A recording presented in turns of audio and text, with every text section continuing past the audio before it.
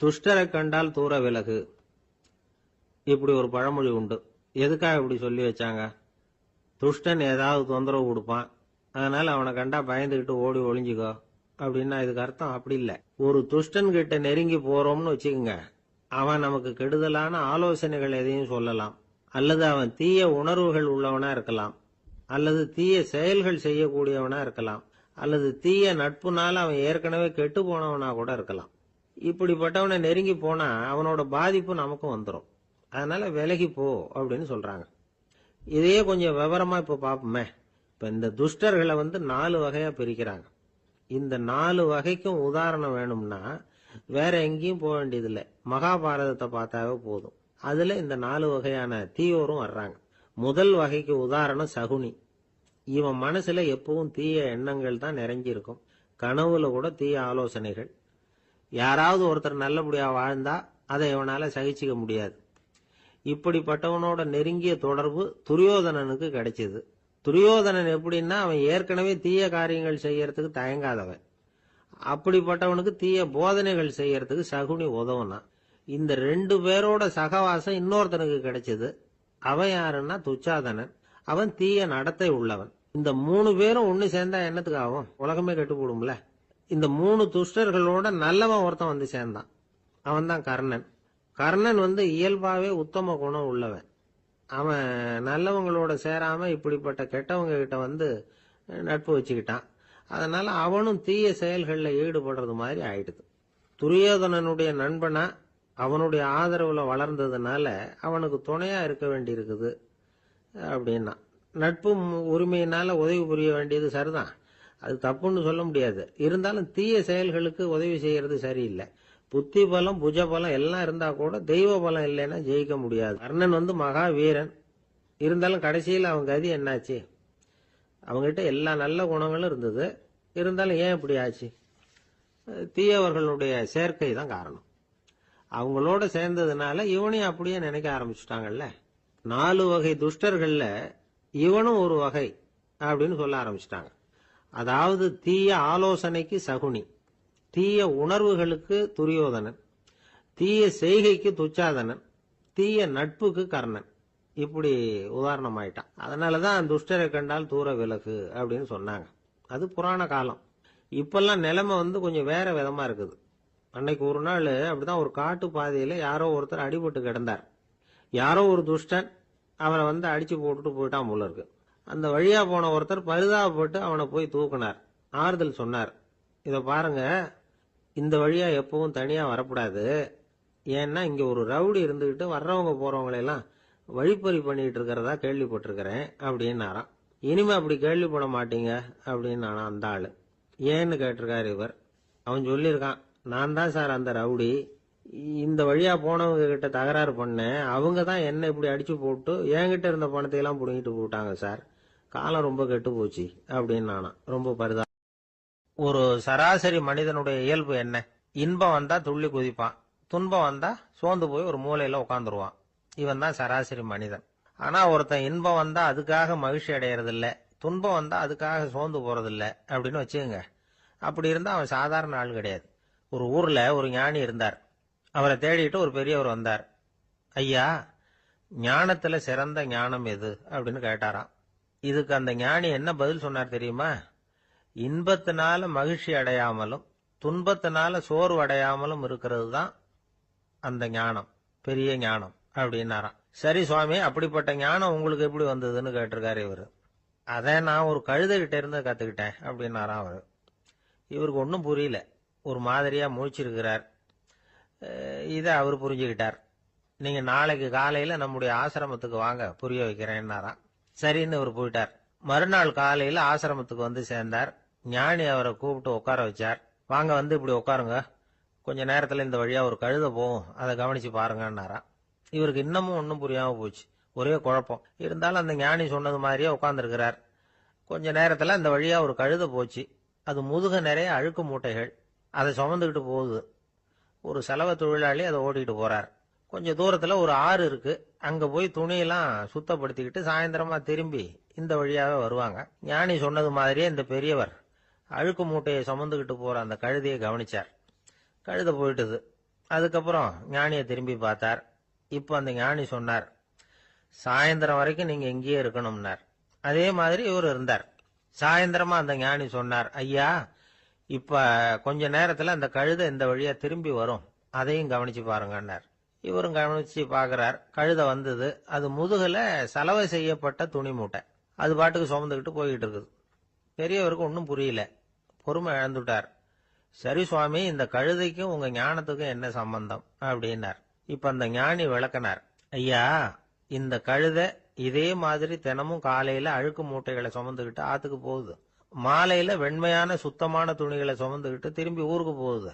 காலையில இது போகும் பொழுது முதுகல அழுக்கு மூட்டைகளை சுமந்துக்கிட்டு போறோமேங்கிற வருத்தமும் அதுக்கு கிடையாது. சாயந்தரம் திரும்பி வரும்பொழுது சுத்தமான துணிகளை சுமந்துக்கிட்டு வர்றோமேங்கிற மகிழ்ச்சியும் அதுக்கு இல்லை. இதை பார்த்துதான் நானும் அது மாதிரி ஞானத்தை கத்துக்கிட்டேன் அப்படின்னாராம். அதனால யாரு கத்து கொடுக்கறாங்க அப்படிங்கறத விட எதை கத்துக்கிறோம் அப்படிங்கறது தான் முக்கியம். ஒரு சினிமா பாக்குறோம், ஒரு அருவி கொட்டுறது மாதிரி காட்சி வருது, தண்ணீர் வழியுது. படம் முடிஞ்சதும் பாத்தீங்கன்னா அந்த திரை என்ன நனைஞ்சு போயா இருக்கும். ஒரு தீப்பிடிச்சு எரியிற காட்சியை சினிமாவில் பாக்குறீங்க, காட்சி முடிஞ்சதும் அந்த வெண் திரையே கருகி போயா இருக்கும். படத்துல வர்ற தண்ணீரும் நெருப்பும் அந்த திரையை பாதிக்கிறது இல்லை. நாம அந்த திரை மாதிரி இருக்கிறதுக்கு கத்துக்கணுமா. அந்த பக்குவம் வந்துட்டதுன்னா இன்பமும் துன்பமும் நம்ம எதுவும் செய்யாது. ஒரு சினிமாவை பாக்குற வரைக்கும் சிரிக்கலாம், அழலாம். பார்த்துட்டு வெளியில வரும்பொழுது அழுதுகிட்டே வரக்கூடாது. ஒருத்தர் வந்தார். அப்படி படம் முடிஞ்சு வெளியில வரும்பொழுது அருவி மாதிரி கண்ணீர் சிந்திக்கிட்டே வரார். ஏன் சார் படம் அவ்வளவு சோகமா அப்படின்னு கேட்டார். இன்னொருத்தர், இல்ல சார் கூட்டம் ரொம்ப குறைச்சல் சார், மொத்தம் படம் பார்க்க வந்தவங்களே 15 பேர் தான் சார் அப்படின்னார் கண்ணீரை தொடச்சிக்கிட்டே. அதுக்கு நீங்க ஏன் சார் அழறீங்கன்னு கேட்டார் அவரு.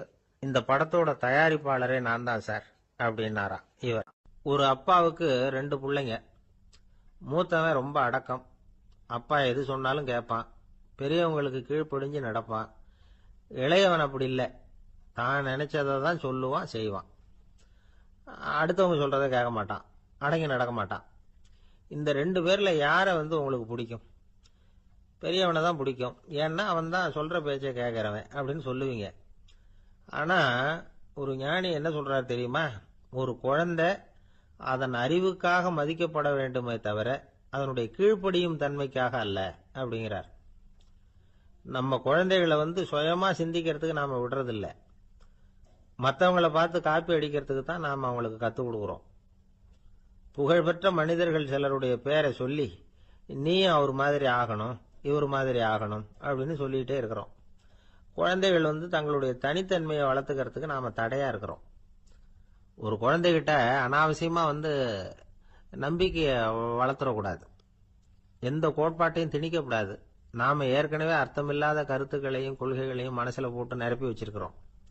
இந்த உலகத்துக்கு புதுசா சேர்ந்திருக்கிற ஒரு குழந்தையின் தூய்மையான மனசுல நம்ம கருத்துக்களை அறிமுகம் செய்ய அல்லது திணிக்கிறதுக்கு நமக்கு எந்த அதிகாரமும் கிடையாது. ஒரு குழந்தைய நீ இந்த மதத்தை சேர்ந்தவன் அப்படின்னு பிறந்ததுமே ஒரு முத்திரை குத்தி போடுறோம். இது அதோட சுதந்திரத்தை ஆரம்பத்திலேயே கிள்ளி எறியறது மாதிரி தான்.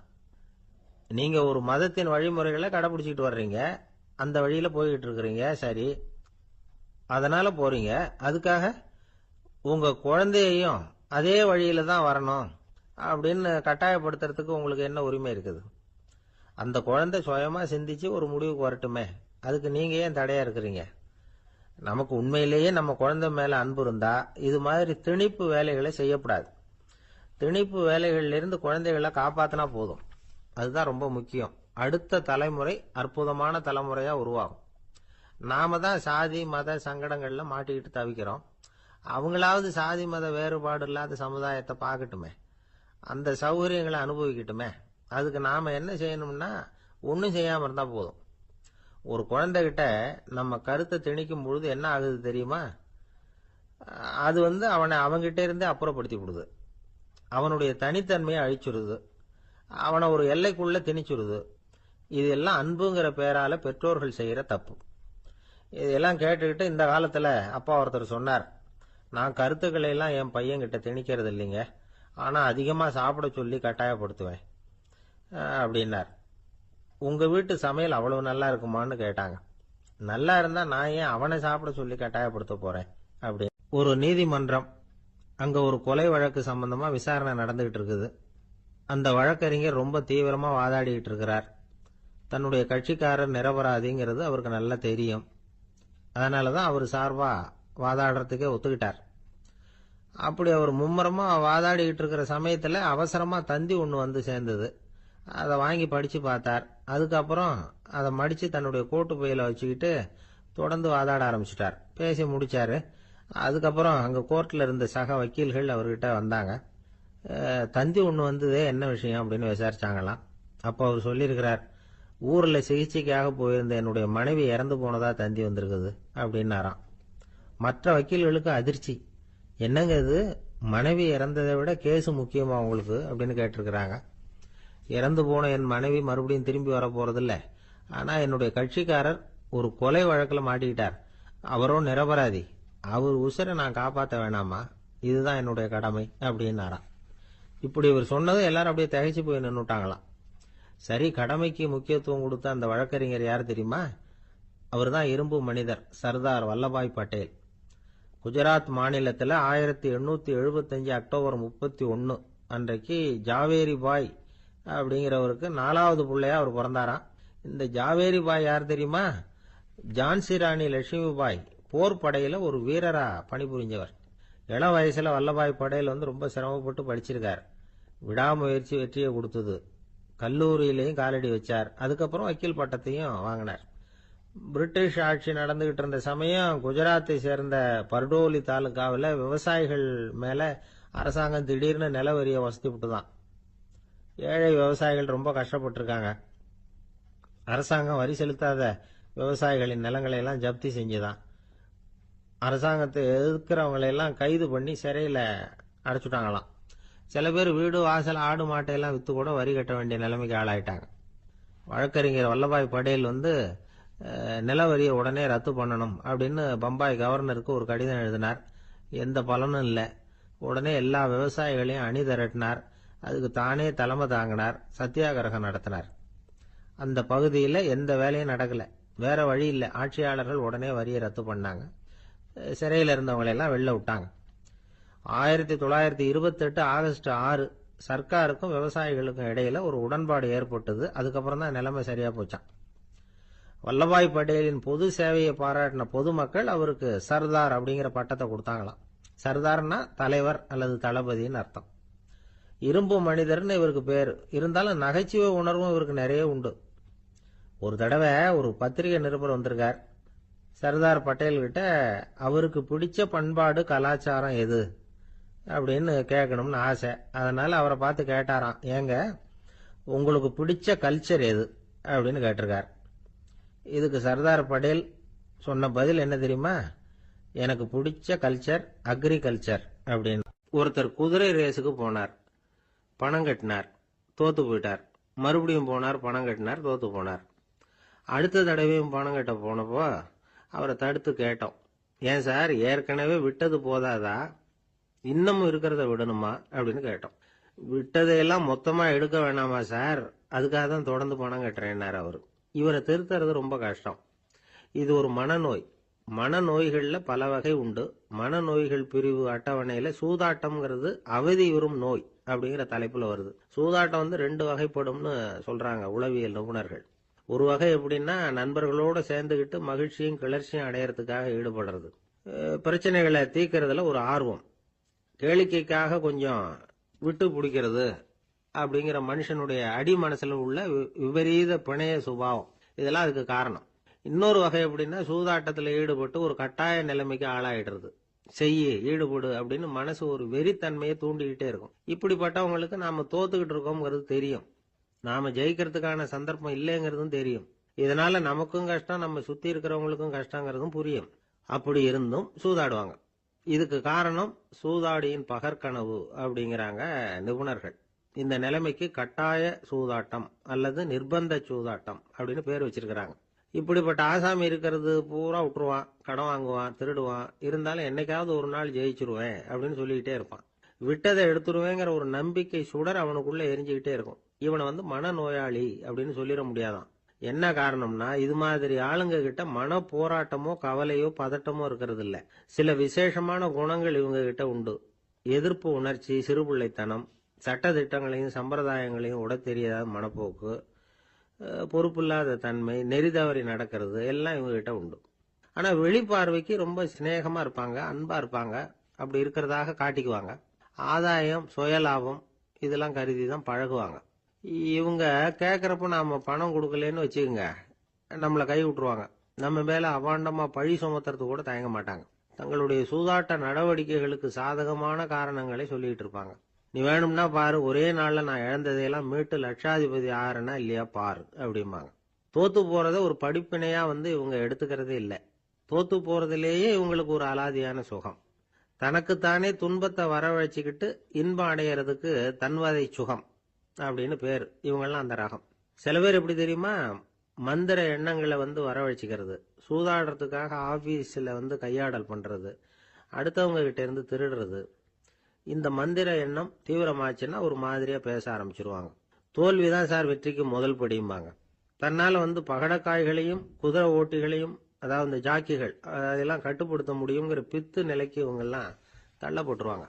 சில சூதாடிகள் ஆராய்ச்சி பார்த்ததுல என்ன தெரிய வந்தது தெரியுமா, அவங்கெல்லாம் குழந்தை பருவத்துல அன்புக்காக ஏங்கினவங்களாம், புறக்கணிக்கப்பட்டவங்களாம், உதவிகளை பெற முடியாதவங்க, இப்படிலாம் இருந்திருக்கிறாங்க.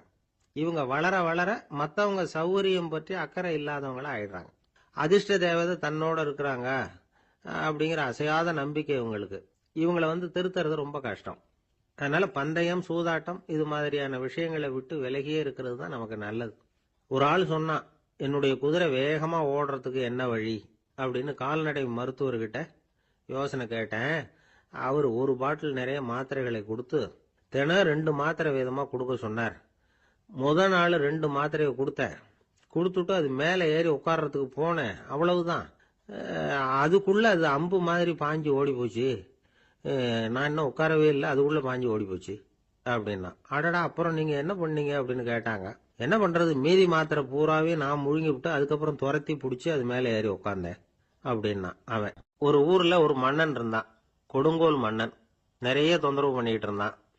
அவன் ஒரு தடவை என்ன பண்ணான் தெரியுமா, ஒரு தப்பும் பண்ணாத ஒரு இளைஞனை பிடிச்சி ஜெயிலில் அடைச்சுட்டான். அந்த பையனோட சொந்தக்காரங்கள்லாம் ராஜா கிட்ட போனாங்க. அவன் ஒரு தவறும் பண்ணல, அவனை விடுதலை பண்ணுங்க அப்படின்னு கெஞ்சி கேட்டுக்கிட்டாங்க. மன்னன் யோசனை பண்ணான். அந்த இளைஞனை கூப்பிட்டுக்கிட்டு வர சொன்னான். அவனை கொண்டாந்து ராஜா முன்னாடி நிறுத்தினாங்க. இதை பாருப்பா, உன்னை நான் விடுதலை பண்ணுவேன், ஆனா ஒரு கண்டிஷன். அந்த நிபந்தனையை நீ நிறைவேற்றினா உனக்கு விடுதலை அப்படின்னா மன்னன். சரின்னு ஒத்துக்கிட்டான் பையன். மன்னன் கண்டிஷன் என்னங்கிறத சொன்னான். உங்ககிட்ட ஒரு செம்மறி ஆட்டை கொடுக்க போறேன், 1 மாசத்துக்கு அதுக்கு தேவையான தீனியையும் கொடுக்க போறேன். 1 மாசம் கழிச்சு அந்த ஆட்டை எடை போட்டு பார்ப்பேன். அந்த ஆட்டின் எடை கொஞ்சம் கூட கூடி இருக்கக்கூடாது. எடை கூடி இருந்தா உனக்கு விடுதலை கிடையாது. என்ன சொல்ற அப்படின்னா. பையனுக்கு ஒன்றும் புரியல, பயமா போயிட்டுது. குழம்பிக்கிட்டே நின்றுகிட்டு இருக்கிறான். சரி, ஒரு நாள் டைம் தரேன், நல்லா யோசனை பண்ணி பார்த்துட்டு நாளைக்கு உன் முடிவை சொல்லு அப்படின்னா மன்னன். பையன் கவலையோட வெளியில வந்தான். அங்க ஒரு பெரியவர் நின்றுகிட்டு இருந்தார். அவர்கிட்ட விஷயத்த சொன்னான். அந்த பெரியவர் இந்த பையனுக்கு காதோட காதா ஒரு வழியை சொல்லி கொடுத்தார். அதை கேட்டதும் பையன் மறுபடியும் மன்னன் முன்னாடி நின்னா. உங்க நிபந்தனையை ஏத்துக்கிறேன்னு சொன்னான். மன்னன் ஒரு ஆட்டுக்குட்டியையும் அதுக்கு 1 மாசத்துக்கு தேவைப்படுற தீவனத்தையும் கொடுக்கும்படியா உத்தரவு போட்டான். கொடுத்தாங்க, ஓடிட்டு போயிட்டான். 1 மாசம் தினமும் தவறாம அந்த தீவனத்தை ஆட்டுக்குட்டிக்கு போட்டுக்கிட்டு இருக்கிறான். 1 மாசம் கழிச்சு அந்த ஆட்டை அரண்மனைக்கு ஓட்டிக்கிட்டு போனான். மன்னன் அதை எடை போட்டு பார்க்கறான், எடை கூடவே இல்லை, அப்படியே தான் இருக்குது. உடனே போட்ட நிபந்தனைப்படி அந்த இளைஞனை விடுதலை பண்ணிவிட்டான். சரி, ஆட்டுக்கு எடை கூடாம இருக்கிறதுக்கு அந்த பெரியவர் சொல்லி கொடுத்த யோசனை என்ன அப்படின்னா, அது வேற ஒண்ணும் இல்லை. அந்த ஆட்டுக்கு எதிரில் அது கண்ணுல படுற மாதிரி ஒரு ஓநாயை கட்டி போட சொன்னார். அவ்வளவுதான். ஆட்டுக்கு ஓநாய்ங்கிறது பிறவி பகை. ஓநாயை பார்த்தா ஆடு நடுங்க ஆரம்பிச்சிரும், அவ்வளவு பயம். தினமும் அந்த ஆடு பயந்துகிட்டே தீனி சாப்பிட்டுது, எடை கூடல. அதுதான் ரகசியம். இது சின்ன பிள்ளைங்களுக்கான ஒரு கதை. இதுல இருந்து தெரிஞ்சுக்க வேண்டிய உண்மை என்னன்னா, நாமெல்லாம் சாப்பிடுறப்ப மனசும் உடம்பும் அமைதியா இருக்கணும். அப்பதான் அது உடம்புல ஒட்டும். அவசரத்திலையும் பயத்திலையும் சாப்பிட்டா அது சரியா ஜீரணம் ஆகாது. இன்னொரு ராஜா இருந்தார். அவரும் ஒரு இளைஞனை ஜெயிலில் அடைச்சு விட்டார். விடுதலை பண்ணணும்னா ஒரு கண்டிஷன்னார். என்னன்னு கேட்டான். ஒரு ஆட்டுக்குட்டியை அவன் முன்னாடி கொண்டாந்து நிறுத்துவேன், நீ அதுகிட்ட ஒரு கேள்வி கேட்கணும், அதுக்கு சரியான பதிலை சொல்லணும். அப்படி செஞ்சுட்டா உனக்கு விடுதலைன்னார். இளைஞன் யோசனை பண்ணி பார்த்தான்.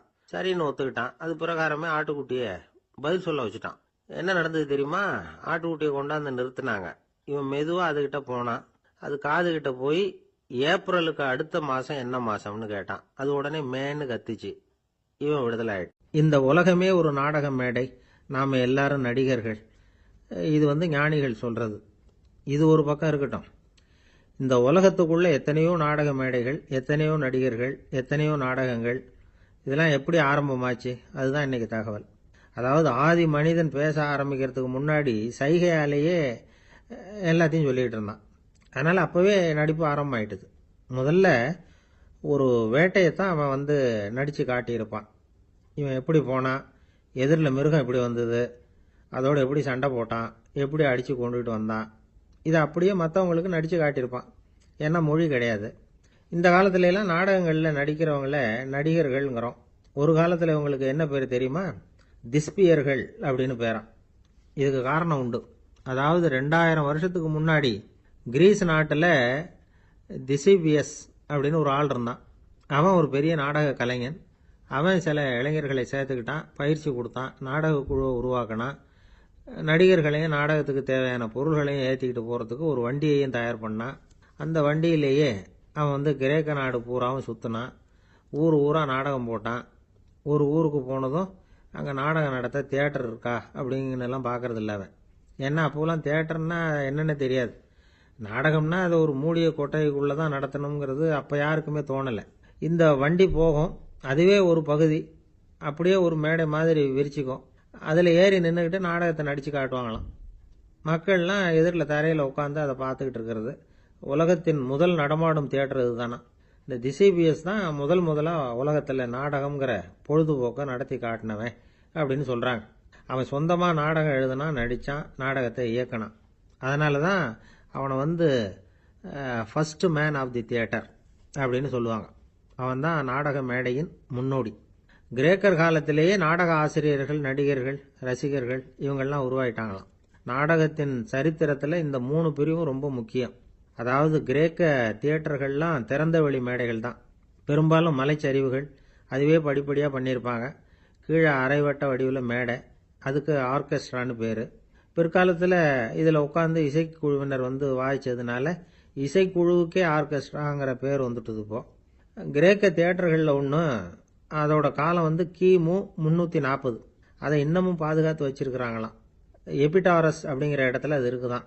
இன்னமும் அந்த தியேட்டரை பயன்படுத்திக்கிட்டு வர்றாங்களாம். சிறந்த கிரேக்க நாடகங்கள்லாம் அங்கே நடிக்கிறாங்களாம். ஆரம்ப காலத்திலேயே கட்டணம் கிடையாது. அப்புறம் பின்னாடி தான் நுழைவு கட்டணம்லாம் அப்படியே வந்துட்டு தான். நடிகர்கள் பளபளப்பான ஆடைகள் உடுத்தியிருப்பாங்களாம். இந்த குதிகால் உயர்ந்த காலணிகள் போட்டிருப்பாங்களாம். இதெல்லாம் பழைய குறிப்புகள். பலவிதமான உருவங்களில் மாஸ்க் அப்படின்னு சொல்லப்படுற முகமூடி. அதனால் ஒரே நடிகர் பல வேடங்களில் நடிக்கிறது உண்டான். ஆரம்பத்தில் பெண் நடிகர்கள் கிடையாது, எல்லாம் ஆண் நடிகர்கள் தான். ரோமானியர்கள் தான் முதல் நிரந்தர நாடக மேடையை கட்டினவங்க. அதுதான் முதல் தியேட்டர்.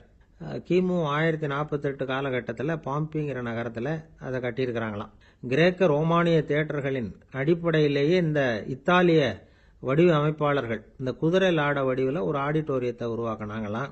இப்படி அதை பற்றி நிறைய தகவல் இருக்குது. 1576 லண்டனில் இந்த வின்ஸ்பர்ரி, அப்புறம் இந்த பில்ட்ஸில், அப்புறம் ஜேம்ஸ் இப்படிங்கிறவர் முயற்சியால் தான் இங்கிலாந்தில் முதல் தியேட்டர் உருவாச்சான். அப்படி ஒருத்தர் இருந்தாராம். உலக நாடக மேடையின் வரலாறு இதுதான். அதாவது இப்பெல்லாம் அறிவியல் வளர்ச்சி அதிகமாயிட்டுது. திரைப்படம், தொலைக்காட்சி எல்லாம் வந்தாச்சு. ஒவ்வொரு வீடுமே ஒரு குட்டி தியேட்டர் மாதிரி ஆயிட்டுது. தொலைக்காட்சி முன்னாடி உட்காந்து எழுந்திருக்கவே மனசு வர்றதில்லை. ஒரு அம்மா ஒரு மனோதத்துவ டாக்டரை தேடிட்டு வந்தாங்களாம் இந்த காலத்தில். டாக்டர், எங்கள் வீட்டுக்காரர் எப்போ பார்த்தாலும் டிவி முன்னாடி உட்காந்துக்கிட்டு அதையே வெறிச்சு பார்த்துக்கிட்டு இருக்கிறார், உத்து பார்த்துக்கிட்டு இருக்கார், எனக்கு சந்தேகமாக இருக்குன்னாங்களாம். இது மனக்கோளாறு இல்லைங்க, ஆர்வ கோளாறு, அவ்வளவுதான், இதுக்காக பயப்படாதீங்கன்னாராம் டாக்டர். அப்படி இல்லை டாக்டர், டிவி ஓடும் பொழுது நாம் எல்லாம் அதை பார்க்குறோம் சரி, ஆனால் அவர் அப்படி இல்லை, டிவியை நிறுத்தினதுக்கு அப்புறமும் அதையே உத்து பார்த்துக்கிட்டு உட்காந்துருக்கிறார், அதனால தான் சந்தேகப்பட்டு உங்ககிட்ட வந்தேன் அப்படின்னாங்களாம். கணவன் மனைவி அன்பா இருக்கணும், ஒருத்தர் ஒருத்தர் நல்லா புரிஞ்சுக்கணும், விட்டு கொடுக்குற மனப்பான்மை வேணும், அதுதான் ஒரு நல்ல குடும்பம். இன்னைக்கு பல குடும்பங்களில் அர்த்தமில்லாத சண்டைகள் தான் அதிகம். கிராமப்புறங்களில் வேடிக்கை ஒரு கதை சொல்லுவாங்க. ஒரு ஊரில் ஒரு ஆள் இருந்தான், வேலை வெட்டி இல்லாமல் சும்மாவே இருந்தான்.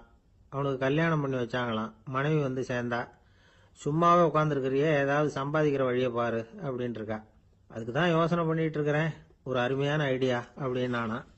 என்ன அது சொல்லு அப்படின்ட்டு இருக்கா அவ. ஒரு ஆட்டுக்குட்டி வாங்க போறேன்னு இருக்கான். அதை வாங்கி என்ன பண்ண போறேன்னா, அந்த குட்டி வளரும், பெருசாகும், அதுக்கப்புறம் அது நிறைய குட்டி போடும் அப்படின்ட்டு இருக்கான். சரி, அப்புறம் அப்புறம் என்ன, அதையெல்லாம் சந்தையில் கொண்டுட்டு போய் விற்றுவிட்டு அந்த காசுக்கு ஒரு எருவு மாடு வாங்கலாம். சரி, அது எதுக்கு? எருவு மாடு நிறைய பால் கொடுக்கும், அதை கொண்டுகிட்டு போய் பால் பண்ணையில் கொடுப்பேன், அல்லது நானே விற்றுருவேன், கை நிறைய காசு கிடைக்கும். அதுக்கப்புறம் ஒரு பசுமாடு வாங்குவேன், பாலையும் விற்கலாம், நாமளும் காய் போட்டு சாப்பிட்லாம், இப்படிலாம் சொல்லியிருக்கான். அப்போ அந்த பொண்ணு சொல்லிச்சான், அடுத்த தெருவில் இருக்கிற எங்கள் அம்மா வீட்டுக்கும் கொஞ்சம் பால் கொடுத்து அனுப்பலாம் அப்படின்ட்டுருக்கான் அந்த பொண்ணு. இந்த இடத்துல கணவனுக்கு கோவம் வந்துட்டுது. அது எப்படி உங்கள் அம்மா வீட்டுக்கு எதுக்கு கொடுக்கணும், அதெல்லாம் முடியாதுன்றிருக்கான். இந்த இடத்துல சண்டை ஆரம்பமாயிட்டுது. கொஞ்ச நேரத்தில் ரெண்டு பேரும் சத்தம் போட ஆரம்பிச்சிட்டாங்க. கடுமையான சண்டை நடக்கிறத பக்கத்து வீட்டுக்காரன் காதில் வாங்கினான். அவன் ஓடியாந்தான். அவனுக்கு தெரியும், வாங்காத மாட்டுக்காக இப்படி சண்டை போட்டுக்கிட்டு இருக்கிறாங்கங்கிறது அவனுக்கு புரியும். அவன் ஓடி வந்து சொன்னான், ஏண்டா உன்னோட பசுமாட்டை ஒழுங்காக கட்டி போடக்கூடாதான்னு இருக்கான். என்னடா சொல்கிறேன்னா இவன், உன் மாடு என் தோட்டத்தில் வந்து மேய்ஞ்சுட்டுது, பயிரெலாம் நாசமாயிட்டுது, 10,000 ரூபா அளவுக்கு சேதம், அதை வாங்கிட்டு போகிறதுக்கு தான் வந்தேன், குடுறா 10,000 நானா. இவன் அரண்டு போயிட்டான். அப்புறம் சொன்னான், டேய் நான் இன்னும் மாடே வாங்கலையே, அதுக்குள்ளே அது வந்து எப்படிடா உன் தோட்டத்தில் மேயும், என்னடா உளர்றேன்னு இருக்கான். நீ தாண்டா இப்போ உளறிக்கிட்டு இருக்க, மாடே வாங்கலை, அதுக்குள்ளே எப்படிடா வந்து உன்னுடைய மனைவி அவங்க அம்மா வீட்டுக்கு பால் கொடுத்து அனுப்ப முடியும் அப்படின்னு அவன் கேட்டானா. நம்மளுக்கு இப்போ தான் புத்தி வந்துதான், அர்த்தமே இல்லாத சண்டை போட்டுக்கிட்டு இருக்கிறோம் அப்படிங்கிறத அவன் புரிஞ்சுக்கிட்டானான். இது நம்ம முன்னோர்கள் சொல்லியிருக்கிற ஒரு கதை. சண்டையில் தான் அர்த்தம் இல்லையே தவிர கதையில் அர்த்தம் உண்டு. அதாவது இல்லாத விஷயங்களுக்காக சண்டை போட்டுக்கிட்டு இல்லறத்தை வீணாக்கிக்கிட்டு இருக்கிற மனிதர்கள் இன்றைக்கு நிறைய பேர் இருக்கிறாங்க. ஒருத்தன் தன்னுடைய மனைவியை பற்றி மாமனார்கிட்ட புகார் சொன்னானா, மாமா உங்கள் பொண்ணு அர்த்தமில்லாத சண்டை போடுறா, எதுக்கு எடுத்தாலும் எடுத்தெறிஞ்சு பேசுகிறா அப்படின்ட்டுருக்கான். நீ எப்படி மாப்பிள்ளை அதை சமாளிக்கிற அப்படின்னு கேட்டிருக்காரு அவரு. அவள் எடுத்தெறியறது என் மேலே படாமல் ஒதுங்கி நின்றுக்கிறேன் அப்படின்னு நானா. நமக்கு முன்னாடி நமக்கு வேண்டிய ஒருத்தர் ஒரு கிளாஸில் நமக்கு பழச்சாறு கொண்டாந்து வைக்கிறாருன்னு வச்சுக்கோங்க. உடனே நாம் என்ன பண்ணுவோம், எடுத்து கிடுகிடுன்னு சாப்பிட்ருவோம் அடுத்தவங்க யாரும் வர்றதுக்குள்ள. அதை விட்டுட்டு அதை கொண்டாந்து வச்சவர்கிட்டயே அதோட விலை என்ன அப்படி இப்படின்னு நான் கேட்டுக்கிட்டு இருப்போம். நாம் கேட்க மாட்டோம். ஆனால் காந்திஜி அப்படி கேட்டாராம். எப்போ தெரியுமா, 1935. அந்த வருஷம் மே மாசத்துல ஒரு நாள் காந்திஜி டெல்லியில் இருக்கிறார். அப்போ அவருக்கு 2 டம்ளர் மாம்பழச்சாறு கொண்டாந்து கொடுக்குறாங்க. அதை வாங்குறார். இதோட விலை என்ன அப்படின்னு கேட்டார் காந்திஜி. யாருக்கிட்ட கேட்டாருன்னா மனுபென் காந்தி கிட்ட கேட்குறார். அவங்க தான் கொண்டாந்து கொடுக்குறாங்க. காந்திஜிக்கு உதவி செய்யறதுக்காக அவர் கூடவே இருந்தவங்க அவங்ககிட்ட தான் கேட்குறாரு. காந்திஜி சும்மா வேடிக்கைக்காக இப்படி கேட்குறாருன்னு நினச்சிட்டாங்க அந்த அம்மா. அதுவும் இல்லாமல் அதோட விலையை கேட்டால் காந்திஜி நிச்சயமாக அதை சாப்பிட மாட்டார் அப்படிங்கிற பயம் வேற. அதனால் அந்த அம்மா பதில் எதுவும் சொல்லாமல் கம்முன்னு இருந்துட்டாங்க. கொஞ்ச நேரம் ஆச்சு. அந்த பழச்சாறு வச்ச இடத்துல அப்படியே இருக்குது, வச்ச இடத்துல வச்சபடியே இருக்கு. காந்திஜி அதை சாப்பிடவே இல்லை. மனுபென் காந்தி பார்த்தாங்க. மெதுவாக காந்திஜி கிட்ட போய் அதை சாப்பிடுங்களேன் அப்படின்னாங்க. பழச்சாறு விலை என்னன்னு கேட்டேன், அதுக்கு பதில் இல்லை. அது முதல் தப்பு. பதிலை எதிர்பார்த்திருந்தும் அதை பற்றி விசாரிக்கல, அது 2வது தப்பு. இப்படி 2 தப்புகளை பண்ணிவிட்டு என்கிட்ட வந்து இதை சாப்பிடுங்கன்னு சொன்னா அது எப்படி அப்படின்னு கேட்டாராம் காந்திஜி. மனுபென் காந்தி என்ன சொல்றதுன்னு தெரியாம திகைச்சு போய் நின்றுகிட்டு இருந்தாங்க. காந்திஜி தொடர்ந்து சொன்னாராம், இப்ப என் முன்னாடி வச்சிருக்கிற இந்த பழச்சாறு விலை சுமாரா ஒரு அரை ரூபாயாவது இருக்கும். அது அந்த காலத்து மதிப்பு. இந்த பழச்சாறு இல்லாம கூட என்னால இருக்க முடியும். ஆனா அவசியமான பொருள்களை வாங்கறதுக்கு கூட சக்தி இல்லாத மக்கள் இந்த நாட்டில் நிறைய பேர் இருக்கிறாங்க. அப்படி இருக்கிறப்போ எனக்கு என்னத்துக்கு இந்த விலை உயர்ந்த பானம்? இதை இப்போ நான் சாப்பிட்டா என் உடம்பு வேணும்னா ஆரோக்கியமாகலாம், ஆனா என் மனசு அமைதி அடையாது. எனக்கு என்னுடைய உடல் ஆரோக்கியத்தை விட மன ஆரோக்கியம்தான் முக்கியம். அதனால இதை நான் சாப்பிட மாட்டேன், எடுத்துட்டு போயிடு அப்படின்னாராம். அந்த சமயத்துல ஒரு அகதி பொண்ணு 2 குழந்தைகளோட காந்திஜியை பார்க்கறதுக்காக வந்தது. வணக்கம் சொல்லிச்சு. காந்திஜி உடனே தனக்கு முன்னாடி இருந்த பழச்சாற்றை எடுத்து அந்த பொண்ணுகிட்டையும் குழந்தைகள்கிட்டையும் கொடுத்து சாப்பிட சொன்னார். அவங்க அதை வாங்கி ரொம்ப சந்தோஷத்தோட சாப்பிட்டாங்களாம். அதை பார்த்த காந்திஜி முகத்துல ஒரு புன்னகை, ஒரு பரவசம், ஒரு திருப்தி. அவர் மனசு நிறைஞ்சி இருந்தது. அப்போ அவர் சொன்னாராம், ஆண்டவன் எனக்கு எப்பவும் சரியான சமயத்துல கை கொடுப்பாருங்கிறது அதுக்கு இதுதான் அத்தாட்சி. நான் ஒரு இக்கட்டான சூழ்நிலையில இருக்கிறப்ப கூட கடவுளின் கருணையால அந்த சூழ்நிலை என்னை பாதிக்கல. என் கூட இவ்வளவு நாள் பழகியும் கூட இங்க இருக்கிறவங்க எனக்கு அதிக விலையுள்ள பழரசத்தை கொடுத்தாங்க.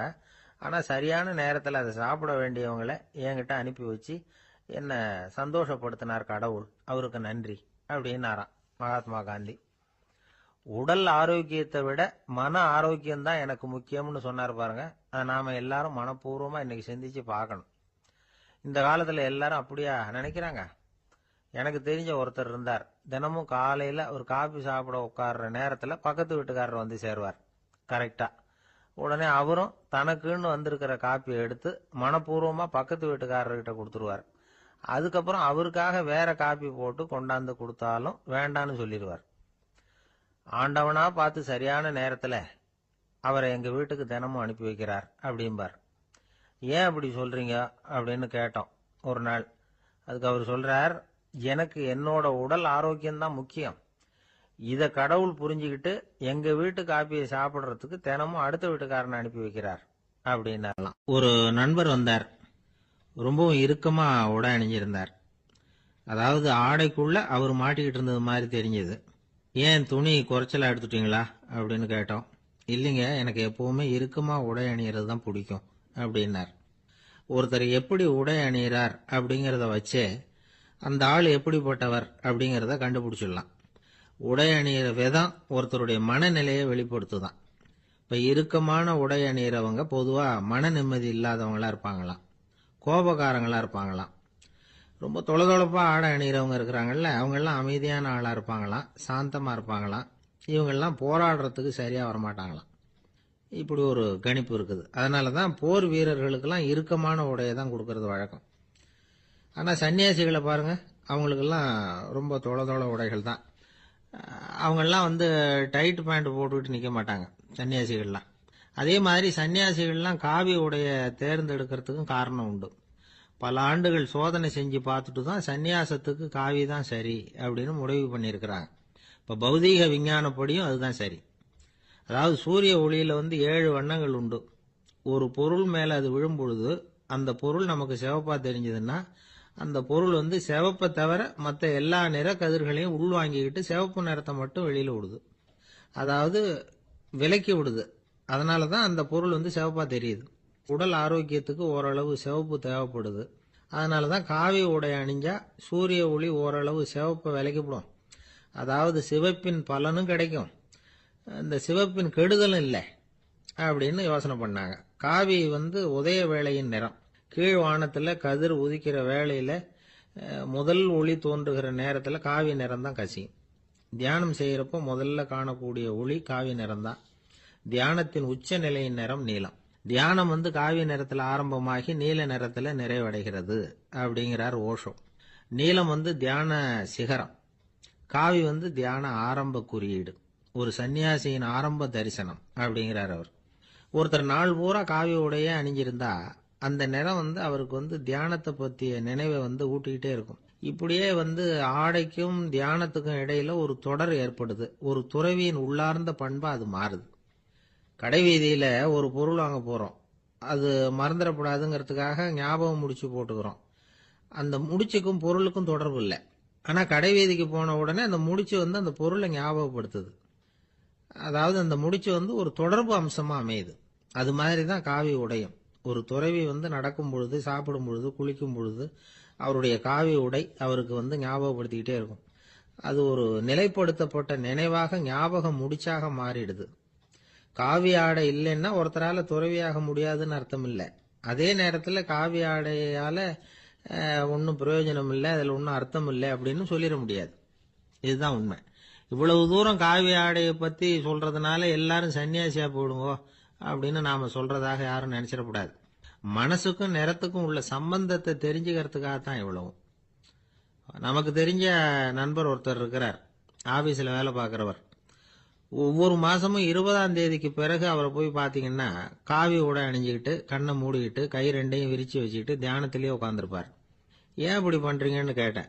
அதாவது 20ஆம் தேதிக்கு பிறகு என் கையில ஒரு பைசா கூட கிடையாது, ஒரு சன்னியாசி லெவல்ல இருக்கிறேன், என்கிட்ட எதுவும் செலவுக்கு கேட்காத அப்படின்னு என் மனைவிக்கு நாசூக்கா உணர்த்துறதுக்காக அப்படி உட்கார்ந்திருப்பேன் அப்படின்னு விளக்கம் கொடுக்கிறார்.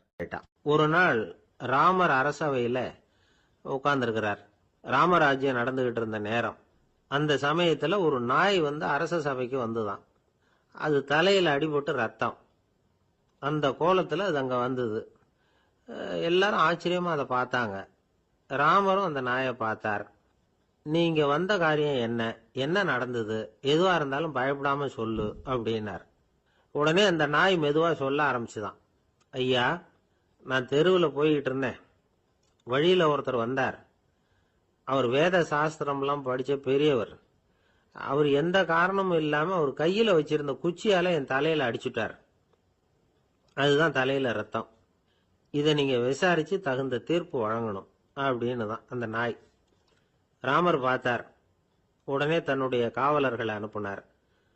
அந்த ஆளை எங்க இருந்தாலும் போய் கொண்டுட்டு வாங்க அப்படின்னு விட்டார். காவலர்கள் போனாங்க. அந்த ஆளை பிடிச்சி கொண்டு வந்துட்டாங்க. அரண்மனைக்கு வா அப்படின்னு சொல்லி கூப்பிட்டுட்டு வந்துட்டாங்க. என்ன நடந்ததுன்னு விசாரிச்சார் ராமர். அதுக்கு அந்த ஆள் சொன்னார், நான் வந்து வீதி வழியா வந்துகிட்டு இருந்தேன். குறுக்க இந்த நாய் வந்தது. நான் அவசரமா போய்கிட்டு இருந்தேன். இது எனக்கு வழி விடாம குறுக்க பூந்து இடைஞ்சல் பண்ணிச்சு. எனக்கு கோபம் வந்துட்டுது. அதனால அடிச்சுட்டேன். வேத சாஸ்திரம் படிச்ச நான் என் வசம் இழந்து கோபப்பட்டது பெரிய தப்பு தான். அதை நான் ஒத்துக்கிறேன். குற்றத்தை ஒப்புக்கொள்றேன். எனக்கு என்ன தண்டனை கொடுக்கணுமோ அதை கொடுங்க, ஏத்துக்கிறேன் அப்படின்னு விட்டார். சரி, இப்ப அந்த ஆளுக்கு தண்டனை கொடுக்கணும். என்ன தண்டனை கொடுக்கறது யோசனை பண்ணார் ராமர். அதையும் அந்த நாய்கிட்டயே கேட்டார். நீயே சொல்லு, என்ன தண்டனை கொடுக்கலாம் இவருக்கு அப்படின்னார். இதுக்கு அந்த நாய் என்ன சொல்லிச்சு தெரியுமா? இவரை ஏதாவது ஒரு கோயிலுக்கு தர்மகர்த்தாவா நியமனம் பண்ணி விடுங்க, அதுதான் இவருக்கு சரியான தண்டனை அப்படின்னது. இதை கேட்டதும் ராமர் முகத்துல புன்னகை. ஆனா அங்க இருந்த மற்றவங்களுக்கு எல்லாம் ஆச்சரியம். அது எப்படி தப்பு செஞ்சவங்களுக்கு தண்டனை கொடுக்கறது தானே நியாயம், அதை விட்டுட்டு தர்மகர்த்தா பதவியை கொடுக்க சொல்லுதே இந்த நாய் அப்படிங்கிற ஆச்சரியம். இந்த சந்தேகத்தை அந்த நாய்கிட்டயே கேட்டாங்க அங்க இருந்தவங்க. இதுக்கு அந்த நாய் பதில் சொல்லிச்சான். நான் வந்து போன பிறவியில ஒரு கோயிலுக்கு தர்மகர்த்தாவா இருந்தேன். எவ்வளவோ கவனமா எச்சரிக்கையா தான் என்னுடைய கடமைகளை எல்லாம் செஞ்சுக்கிட்டு வந்தேன். அப்படி இருந்தாலும் சில சமயங்கள்ல என்னையும் மீறி கோயில் செல்வத்தை நான் அனுபவிக்கிறதுக்கு காரணம் ஆயிட்டேன். ஒரு கோவிலுக்கு தர்மகர்த்தாவா இருக்கிறவங்க எப்படியும் இந்த பாவத்திலிருந்து தப்பிக்கிறது கஷ்டம். அதனாலதான் நான் இந்த பிறவியில நாயா பிறந்து இப்படி கஷ்டப்படுறேன். இதே நிலைமை இந்த ஆளுக்கும் ஏற்படணும் அப்படிங்கிறதுக்காக தான் அவரையும் ஒரு கோயிலுக்கு தர்மகர்த்தாவை நியமிக்கும்படி கேட்டுக்கிட்டேன் அப்படின்னு தான் இந்த நாய். இதுல இருந்து என்ன தெரியுது? எந்த பதவியில நாம இருந்தாலும் நமக்கு தெரியாம கூட அதை தவறா உபயோகப்படுத்தக்கூடாதுங்கிறத இதுல இருந்து புரிஞ்சுக்கணும். இல்லைன்னா அடுத்த பிறவியில நாயா பிறந்து எங்கேயாவது போய் வாழை ஆட்டிட்டு நிக்க வேண்டியதுதான். கோவில் வாசல்ல 2 நாய் பேசிக்கிட்டு இருந்துதான். போன ஜென்மத்துல நான் மனுஷனாதான் இருந்தேன். ஒரு கோவில் பூசாரி பேச்ச கேட்டுட்டு அவரோட கூட்டு சேர்ந்துக்கிட்டு ஆண்டவன் போட்டிருந்த நகையெல்லாம் அபகரிச்சு என்கிட்ட கொடுத்தாரு அவரு. நான் எடுத்துட்டு வந்துட்டேன். திருடினது அந்த ஆள் தான், எடுத்துக்கிட்டு வந்ததுதான் நான். இருந்தாலும் நான் மட்டும் நாயா பிறந்துட்டேன். இப்போ மட்டும் அந்த பூசாரி என்கிட்ட மாட்டினா கடிச்சு குதறி விடுவேன் அப்படின்னு தான். அவசரப்பட்டு அப்படி செஞ்சுடாதே. பதிலுக்கு அவரும் உன்னை திருப்பி கடிச்சாலும் கடிச்சிருவார். ஏன்னா அவரும் இப்போ ஒரு நாயா தான் பிறந்திருக்கிறார் அப்படின்னு தான் இன்னொன்னு. அது எப்படி உனக்கு தெரியும்னு தான் இது. நான் தானே அது அப்படின்னு தான் அந்த நாய். ஒரு சிகை அலங்கார கூடம். ரொம்ப சுறுசுறுப்பா எல்லாரும் வேலை செஞ்சுட்டு இருக்கிறாங்க. முடிவெட்டிக்க வந்திருக்கிறவங்க நிறைய பேர். எல்லாரும் வரிசையா உட்காந்துருக்கிறாங்க. அந்த சமயத்துல திடீர்னு கதவை திறந்துக்கிட்டு ஒருத்தர் உள்ள வர்றார். அவர் ஒரு பெரிய மனிதர். அவரும் முடிவெட்டிக்கிறதுக்காக தான் உள்ள வந்திருக்கிறார். அவரை பார்த்த உடனே அங்க வரிசையில் உட்காந்துருந்தவங்க எல்லாரும் எழுந்திருச்சு அவர்கிட்ட வந்துட்டாங்க. அவரை சுத்தி நின்றுட்டாங்க. எப்படி இருக்கிறீங்க, நல்லா இருக்கீங்களா அப்படின்னு விசாரிக்க ஆரம்பிச்சுட்டாங்க. எல்லாம் முடிஞ்சதும் வந்தவர் கேட்டார், வரிசையில கடைசியா இருக்கிறவர் யார் அப்படின்னு கேட்டார். ஏன்னு கேட்டாங்க. நான் அதுக்கு அடுத்தபடியா உட்காரணும், அதுக்காக தான் கேட்கறேன் அப்படின்னார். உடனே அங்க இருந்தவங்க எல்லாம் என்ன சொன்னாங்க தெரியுமா? நீங்க வந்து வரிசையில காத்திருக்க கூடாது, நீங்க அரசாங்கத்தின் தலைவர், உங்களுக்கு நேரம் முக்கியம், அதனால நீங்க முன்னாடி போங்க அப்படின்னு சொன்னாங்க. ஆனா அதை அவர் கேட்கல. தோழர்களே, உங்களுடைய கருத்துக்கு ரொம்ப நன்றி. எல்லாரும் வரிசையா தான் வரணும், அதுதான் முறை. வரிசையில வரணுங்கிற நடைமுறையை நானும் பின்பற்ற விரும்புறேன். நாம எல்லாரும் சமமானவர்கள் அப்படின்னார். இப்படி சொல்லிவிட்டு வரிசையில கடைசியா இருந்த ஒரு நாற்காலியில போய் உட்காந்துக்கிட்டார். தன் சட்டை பையில இருந்த ஒரு செய்தித்தாளை எடுத்தார், படிக்க ஆரம்பிச்சிட்டார். ஆனா அங்க இருந்தவங்களால இதை பார்த்துக்கிட்டு சும்மா இருக்க முடியல. ஒருத்தர் எழுந்திருச்சு வந்தார். ஐயா, இப்ப என்னுடைய முறை வந்திருக்குது, நான் தான் போக வேண்டிய முறை. உங்களை இங்க காத்திருக்க வைக்கிறத விட ஒரு 5 ஆண்டுகளுக்கு கூட நான் முடிவெட்டிக்காமே இருந்துட முடியும் அப்படின்னார்.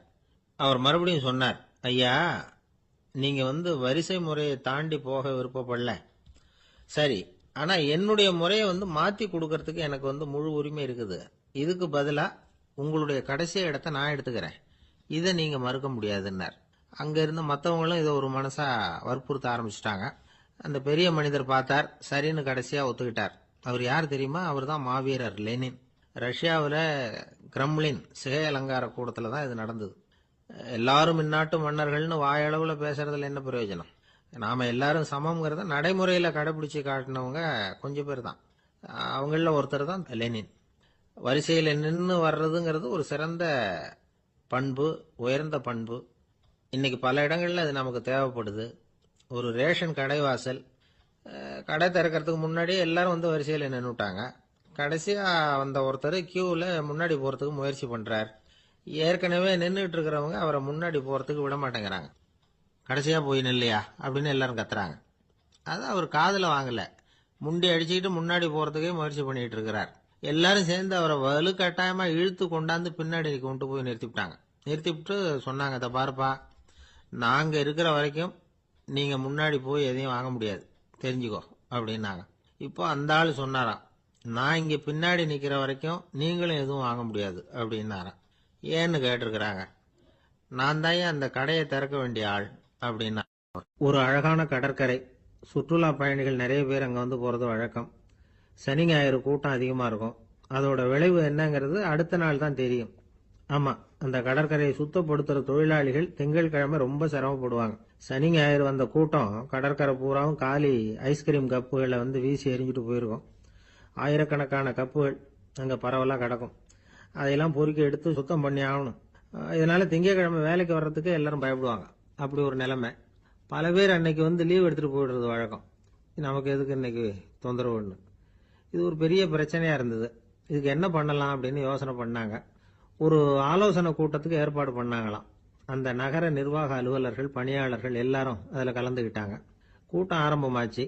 ஆரம்பத்துல சொன்னாங்க, இந்த பிரச்சனைக்கு ஒரு தீர்வு வேணும், என்ன பண்ணலாம், அதை முடிவு செய்யறதுக்கு தான் இந்த கூட்டம். இதுல நீங்க செய்ய வேண்டியது என்னன்னா, உங்களுக்கு தோன்றுகிற யோசனை எதுவா இருந்தாலும் சொல்லுங்க, கொஞ்சம் கூட தயக்கம் வேண்டாம். நாம சொல்ற யோசனை ஈடுபடுமா படாதா அப்படின்னு எல்லாம் யோசிக்க வேணாம். எல்லாருடைய யோசனைகளையும் அப்படியே பதிவு செய்துகிறோம். கடைசியா அதுல இருந்து ஒரு சிறந்த யோசனையை தேர்வு பண்ணி அதை பயன்படுத்தலாம். இந்த சந்தர்ப்பத்தில் இன்னொரு முக்கியமான வேண்டுகோள், எவ்வளவு சாதாரணமான யோசனையா இருந்தாலும் சரி, அது சொல்லும் பொழுது அடுத்தவங்க ஏளனம் செய்யக்கூடாது. இது ஒரு பெரிய யோசனையா அப்படின்னு சொல்லி எதையும் அலட்சியப்படுத்தக்கூடாது. இதுதான் அந்த கூட்டத்தின் ஆரம்பத்தில் செய்யப்பட்ட அறிவிப்பு. உடனே அந்த கூட்டத்தில் இருந்தவங்க ஆளுக்கு ஒரு யோசனை சொல்ல ஆரம்பிச்சாங்க. ஒருத்தர் எழுந்திருச்சார், இங்க வர்ற சுற்றுலா பயணிகள் கிட்ட ஆளுக்கு $10 ஒரு டெபாசிட் மாதிரி வைப்பு பணமா வாங்கிக்கணும். காலி ஐஸ்கிரீம் கப்பை திருப்பி கொடுத்தா அந்த பணத்தை திருப்பி கொடுத்துடலாம். இப்படி ஒரு ஏற்பாடு பண்ணிட்டா கப்புகளை தேடி பொறுக்கிட்டு இருக்க வேண்டியதில்லை, எல்லாம் ஒரே இடத்துக்கு சேர்ந்துரும். அப்படியே நாம தூக்கிட்டு போய் ஒரு இடத்துல கொட்டி போடலாம் அப்படின்னாரு. இன்னொருத்தர் எழுந்திருச்சார், கப்பை கீழே போட்டா $50 அபராதம் அப்படின்னு அங்கங்க போர்டு எழுதி வச்சுடலாம். கப்புகளை போடுறதுக்கு அங்கங்க பெரிய கூடைகளை வச்சுடலாம். நாம சாவகாசமா அந்த கூடைகளை சேகரம் பண்ணிக்கலாம் அப்படின்னாராம். இன்னொருத்தர் எழுந்திருச்சு கொஞ்சம் கோபமா பேசினார். கப்புகளை அவங்க வாயிலேயே திணிச்சுடணும், அதுகளை மொன்னு சாப்பிட்டு பார்த்தாதான் தெரியும் அது எவ்வளவு கஷ்டங்கிறது அப்படின்னு ரொம்ப கடுமையா பேசியிருக்காரு. இது வேடிக்கையா தெரிஞ்சாலும் இந்த யோசனையும் பதிவு செஞ்சுக்கிட்டாங்களாம். இப்படி பல யோசனைகள். கடைசியா எல்லாத்தையும் படிச்சு பார்த்துட்டு பரிசீலனை பண்ணாங்க. அப்புறம் தான் யோசனை வந்தது. இவர் வேடிக்கையா சொன்னது, கப்புகளை அவங்கவுங்க வாயிலேயே திணிச்சு சாப்பிட சொல்லணும், அதுதான் தண்டனைன்னாருல. ஏன் அப்படி சாப்பிடுறது மாதிரியே கப்புகளை தயார் பண்ண என்ன அப்படின்னு சிந்திக்க ஆரம்பிச்சாங்களாம். ஆகா, அதுதான் சரின்னு ஒரு முடிவுக்கு வந்தாங்க. அதுல இருந்து உருவானதுதான் இந்த வேஃபர் கப்ஸ். ஐஸ்கிரீமை சாப்பிட்டு முடிச்சதும் கப்பையும் சாப்பிட்டுடலாம். கோன் ஐஸ்கிரீம் சாப்பிடுறோம்ல, அதுதான். அமெரிக்காவில் மியாமி கடற்கரையில ரொம்ப காலமா இருந்துகிட்டு வந்த குப்பை பிரச்சனைக்கு இப்படிதான் ஒரு தீர்வு வந்துதான். இதுல இருந்து நாம புரிஞ்சுக்க வேண்டியது என்னன்னா, நாம அன்றாட எத்தனையோ பிரச்சனைகளை சந்திக்கிறோம், அதுக்கெல்லாம் தீர்வு உண்டு. அது எங்க ஒளிஞ்சிருக்குன்னு கண்டுபிடிக்கணும். அந்த அந்த யோசனையையும் நல்லா தீவிரமா யோசிக்கணும். யார் என்ன யோசனை சொன்னாலும் அதை அலட்சியப்படுத்தக்கூடாது. அக்கறையோட கவனிக்கணும், அதை யோசிச்சு பார்க்கணும். ஒரு அம்மா தன்னோட வீட்டுக்காரரை ஒரு மனநல மருத்துவர்கிட்ட அழைச்சிட்டு வந்தாங்களாம். டாக்டர், இவருக்கு கோன் ஐஸ்கிரீம் பிடிக்கல, பேப்பர் கப்பில் இருக்கிற ஐஸ்கிரீம் தான் வேணும்னு அடம் பிடிக்கிறார் அப்படின்னாங்களாம். அது ஒன்றும் தப்பு இல்லையேன்னாராம் டாக்டர். இதுக்கு அந்த அம்மா சொன்னாங்களாம், இவர் கப்பு ஐஸ்கிரீம் வாங்குறதுல தப்பு இல்லை டாக்டர், பிரச்சனை அது இல்லை.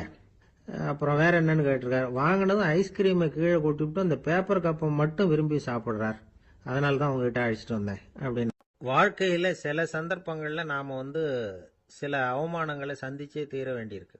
என்ன பண்றது, காலம் அப்படி. அவமானப்படுறவங்க உடனே அடங்கி போயிடுறது தான் உலக வழக்கம். அவமானப்பட்டா உடனே சீறி எழறவங்களும் உண்டு. ஆனா அதையே ஒரு சவாலா எடுத்துக்கிட்டு முன்னுக்கு வர்றவங்களும் சில பேர் இருக்கிறாங்க. அவங்க ரொம்ப அபூர்வம். இன்னைக்கு மனோதத்துவ நிபுணர்கள்லாம் என்ன சொல்றாங்க தெரியுமா? அவமானப்பட்டுட்டா உடனே அடங்கி போயிடக்கூடாதான். அதையே ஒரு சவாலா எடுத்துக்கிட்டு மனசுல ஒரு வைராக்கியத்தோட முயற்சி பண்ணனா வாழ்க்கையில எல்லாரும் முன்னேறலாமா. அவமானம்ங்கிறத நாம வைராக்கியமா மாத்திக்கணும். அதுதான் வெற்றிக்கு வழி. ராமர் இந்த பூமியில பிறந்ததே ஒரு வைராக்கியத்தினால தான் சார் அப்படின்னார் ஒருத்தர். எப்படிங்க அது அப்படின்னு கேட்டேன். அவர் சொன்னார், தசரதருக்கு ராமர் குழந்தையா பிறக்கணும், அப்பதான் இங்க இருக்கிற கஷ்டங்கள்லாம் நீங்கும் அப்படின்னு சர்வ லோகமும் எதிர்பார்த்துக்கிட்டு இருக்குது. ஆனா அவர் எப்போ பிறப்பார் அப்படின்னு யாருக்கும் தெரியல. அந்த காரியம் சீக்கிரம் நடக்கணுமே, அதுக்கு என்ன பண்றது? நாரதர் வந்தார் ஒரு நாள் தசரதரை தேடி. தசரதா, உனக்கு ஒரு செய்தி தெரியுமான்னு ஆரம்பிச்சார். அவர் எப்பவும் இப்படித்தானே ஆரம்பிக்கிறது வழக்கம். என்ன விஷயம்னு கேட்டார் தசரதர். தசரதா, நீ அடிக்கடி உன்னோட தேர்ல ஏறிக்கிட்டு தேவலோகத்துக்கு போற, அங்க போற வர்ற எல்லாம் பண்ணிட்டு இருக்க, எல்லாம் சரி. தேவலோகத்திலையும் உன்னை நல்லபடியாக தான் வரவேற்கிறாங்க. தேவேந்திரன் உன்னை பிரியமா அழைச்சிட்டு போய் தன்னுடைய அரியாசனத்திலேயே தனக்கு பக்கத்திலேயே உட்கார வைக்கிறான். நீயும் சந்தோஷமா உட்காந்து பேசிவிட்டு வந்துடுற. ஆனா நீ இங்க வந்ததுக்கு அப்புறம் அங்க என்ன நடக்குது தெரியுமா உனக்கு அப்படின்னாரான் நாரதர். என்ன நடக்குது எனக்கு ஒன்றும் தெரியலையே அப்படின்னாரான் தசரதர். நாரதர்கிட்ட கிட்டத்தில் கேட்டிருக்காரு, கொஞ்சம் சொல்லுங்க என்னது அப்படின்னு. அவர் நெருங்கி வந்தாரான் நாரதரும். மெதுவா அவர் காதோட காதா சொன்னாராம். அதாவது நம்ம பாஷையில சொல்ல போனா பத்த வைக்கிறார். நீ அங்க தேவேந்திரங்கிட்ட உட்காந்து பேசிவிட்டு வந்த பிறகு நீ அங்க உட்கார்ந்திருந்த அரியாசனத்தை தண்ணி ஊத்தி கழுவி சுத்தப்படுத்துறாங்க. நீ என்ன அந்த அளவுக்கு சுத்தம் இல்லாத ஆளா, தினம் குளிக்காமையா இருக்கிற அப்படின்னாராம். தசரதருக்கு இது ரொம்ப அவமானமா போயிட்டுது. அப்படியே செய்யறாங்க அப்படின்னாராம். ஆமா, நீ வேணும்னா நான் சொல்றது உண்மையா இல்லையா அப்படின்னு சோதனை பண்ணி பார்த்துக்கோ அப்படின்னாரான் நாரதர். உடனே தசரதர் இதுக்காகவே புறப்பட்டு தேவலோகம் போனார். அங்கே வழக்கம் போலவே இவரை கூப்பிட்டு உட்கார வச்சு பேசிக்கிட்டு இருந்தான் தேவேந்திரன். கொஞ்ச நேரம் பேசிக்கிட்டு இருந்துட்டு சரி நான் கிளம்புறேன்னு புறப்பட்டார். சரி, அவனும் வாசல் வரைக்கும் வழி அனுப்பி வச்சுட்டு உள்ளே போயிட்டான். தசரதர் வெளியில் கொஞ்ச நேரம் மறைஞ்சி இருந்துட்டு மெதுவாக உள்ளே எட்டி பார்த்தார் என்ன நடக்குதுன்னு. நாரதர் சொன்னது உண்மைதான். தசரதர் உட்கார்ந்திருந்த ஆசனத்தை அங்கே 2 தேவர்கள் கழுவி சுத்தப்படுத்திக்கிட்டு இருக்கிறாங்க. தசரதரால் இதை தாங்கிக்க முடியல. அவருக்கு ரொம்ப அவமானமாக போச்சு. நேரா கிடுகிடுன்னு தேவேந்திரங்கிட்டே போனார். நான் உட்கார்ந்திருந்த இருக்கையை சுத்தம் பண்றியே, நான் என்ன அந்த அளவுக்கு பாவியா அப்படின்னு கேட்டார். ரொம்ப கோபமா கேட்டார். தசரதரே, மனுஷனுக்கு 3 கடன்கள் உண்டு. தேவ கடன், ரிஷி கடன், பித்ரு கடன். இதை தீர்க்காதவன் பாவியாகிறான். இதுல மகனை பெறுவதால் தான் பித்ரு கடன் தீரும். உனக்கு மகன் கிடையாது, அதனால நீ பாவி ஆகிற. பாவி உட்கார்ந்திருந்த இடம்ங்கிறதுனால அதை சுத்தம் செய்ய வேண்டியது எங்க கடமை அப்படின்னு நானாம் தேவேந்திரன். இந்த இடத்துல தசரதருக்கு ஏற்பட்ட அவமானம் ஒரு வைராக்கியமா மாறிச்சு. தேவேந்திரனே கேட்டுக்கோ, ஒரு மகனை பெற்ற பிறகுதான் இந்த சபையில மறுபடியும் அடி எடுத்து வைப்பேன் அப்படின்னு சொல்லிவிட்டு போயிட்டாராம். போய் புத்திர காமேஷ்டி யாகம் பண்ணார். புத்திரர்கள் பிறந்தார்கள். இந்த கதையில உள்ள கருத்து என்னன்னா, தேவேந்திரன் தசரதரை அப்படி அவமானப்படுத்தலைன்னா அவருக்கு இப்படி ஒரு வைராக்கியம் பிறந்திருக்குமா? யோசிச்சு பார்க்கணும். நமக்கு ஏற்படுகிற சில அவமானங்களையும் வைராக்கியமா மாத்திக்குவோம். அப்படி மாத்திக்கிட்டோம்னா வாழ்க்கையில முன்னேறலாம். நம்ம ஆளுங்க சில பேர் அவமானத்தை வைராக்கியமா மாத்திக்கிறது எப்படி தெரியுமா? நம்மகிட்ட ஒரு பையன் சொன்னான், எங்கள் அப்பா என்னை எல்லாருக்கும் முன்னாடி வச்சு திட்டிவிட்டார், பொறுப்பு இல்லாமல் ஊர் சுத்துறேன்னு சொல்லி அவமானப்படுத்தி விட்டார். இனிமே நீ என் முகத்திலேயே முழிக்காதரா போடான்னு வேற சொல்லிவிட்டார். எனக்கு ரோஷம் வந்துட்டுது. அந்த அவமானத்தை வைராக்கியமாக மாற்றிக்கிட்டேன். அன்னையிலேருந்து அவர் முகத்திலேயே முழிக்கிறது இல்லை அப்படின்னா. அப்படியான்னு கேட்டோம். ஆமாங்க, அவர் வீட்டில் இல்லாத நேரமாக பார்த்து உள்ள சமையல் கட்டுக்கு போய் சாப்பிட்டுட்டு நைஸாக வெளியில் வந்துடுவேன் அப்படிங்கிறான் அவன். என்ன சார் உங்கள் பையன் என்ன செஞ்சுக்கிட்டு இருக்கிறான் இப்போ அப்படின்னு கேட்டார் ஒருத்தர். அடிக்கடி கண்ணாடி முன்னாடி நின்று அழகு பார்த்துக்கிட்டு இருக்கிறான் சார் அப்படின்னாரு அப்பா. இளம் பருவம் இப்படி தான் இருக்கும், அதையெல்லாம் சாதாரணமாக நினச்சிடாதீங்க அப்படின்னாரு அவர். என்ன சார் சொல்கிறீங்க, கண்ணாடி முன்னாடி நின்றுக்கிட்டு நேரத்தை வீணாக்கிக்கிட்டு இருக்கான், அதை ஒரு பெரிய விஷயமா நான் நினைக்கணுமா அப்படின்னாரு இவர். இளம் பருவத்தில் இளைஞர்களுக்கும் சின்ன பொண்ணுங்களுக்கும் அடிக்கடி கண்ணாடியில் பார்க்கணும்னு தோணும். அது வெறுமனே அழகு பார்க்கறது மட்டும் இல்லை, அவங்க தங்களையே தேடி கண்டுபிடிக்கிற ஒரு முயற்சி அது. இது ஒரு மனோதத்துவ விளைவு. இது வரைக்கும் சின்ன பிள்ளையா இருந்துட்டோம், இனிமேல் நாமளும் மற்றவங்க மாதிரி மனிதர்கள் தான் அப்படிங்கிற உணர்வு அவங்களுக்கு வருது. தங்களோட முகம் எப்படி இருக்குது, அழகு எப்படி இருக்குது, உடம்பு நேரம் எப்படி இருக்குது, முடி எப்படி இருக்குது அப்படிங்கிறதையெல்லாம் கண்டுபிடிக்கிறாங்க. அதுக்கப்புறம் இன்னொரு ஆணோ பொண்ணோ தன்னை கவனிக்கணும் அப்படின்னு நினைக்கிறாங்க. இதெல்லாம் மனோதத்துவ உண்மைகள், இதெல்லாம் இயற்கை. இதை பார்த்துட்டு பெற்றவங்க பிள்ளைங்க கெட்டு போட்டாங்க அப்படின்னு நினைக்கக்கூடாது, அவங்கள திட்டிக்கிட்டே இருக்கக்கூடாது. இன்னைக்கு பல குடும்பங்களில் இதுதான் நடந்துகிட்டு இருக்குது. மனுஷ வாழ்க்கையிலேயே இப்படியும் இல்லாத அப்படியும் இல்லாத ஒரு பருவம் இளம் பருவம். 13லேருந்து 19 வயசுக்கு உட்பட்ட ஆண்கள் பெண்கள் இந்த வகையை சேர்ந்தவங்க, டீனேஜ் குரூப். இவங்கள சின்னவங்கன்னு நினச்சிட முடியாது, பெரியவங்கன்னு நினச்சிட முடியாது. இவங்க ரொம்ப சென்சிட்டிவ். சமூகம் நினைச்சா இவங்களை நல்லவங்களாகவும் ஆக்கலாம், கெட்டவங்களாகவும் ஆக்கலாம். கொஞ்சம் அக்கறை எடுத்துக்கிட்டா பெரிய பெரிய மேதைகளையும் விஞ்ஞானிகளையும் உருவாக்கலாம். ஆனால் நடக்கிறது என்ன தெரியுமா, அநேகமாக இவங்களை யாருமே சரியாக புரிஞ்சுக்கிறது இல்லை, இவங்களை சரியாக நடத்துறதும் இல்லை. இது வரைக்கும் நாம் சொல்கிறத கேட்டுக்கிட்டு இருந்தான், இப்போல்லாம் அவன் இஷ்டத்துக்கு நடக்க ஆரம்பிச்சுட்டான் அப்படின்னு வருத்தப்படுற பெற்றோர்கள் அதிகம். இது வருத்தப்படுற விஷயம் இல்லை, சந்தோஷப்பட வேண்டிய விஷயம். உங்கள் புள்ள சொந்தமாக யோசிக்க ஆரம்பிக்கிறதும் நடந்துக்க ஆரம்பிக்கிறதும் ஒரு தப்பான விஷயமா? அவன் கடைசி வரைக்கும் உங்கள் பேச்சையே கேட்டுக்கிட்டு இருக்கணுங்கிறது என்ன நியாயம்? இன்னைக்கு இளைஞர்களை பெரியவங்க தப்பாக புரிஞ்சுக்கிட்டு தவறாக நடத்துறதுனால தான் அவங்களுக்கு வெறுப்பு, எரிச்சல், மனக்கசப்பு எல்லாம் உண்டாகுது. பெற்றவங்க சரியாக மதிக்கிறது இல்லை அப்படிங்கிற ஒரே காரணத்தினாலேயே வீணா போகிற பிள்ளைங்க இன்னைக்கு அதிகம். சரி, பெற்றவங்களுக்கு இன்னைக்கு என்னதான் புத்தி சொல்ல வர்றீங்க அப்படின்னு கேட்குறீங்களா? நாம எதையும் சொல்ல வரல, ஆனால் அது சம்பந்தமான சில நிபுணர்கள் சொல்லியிருக்கிறத உங்க காதில் போட்டு வைக்கலாம். அது என்னன்னா, பிள்ளைங்க கிட்ட அன்பு செலுத்துங்க.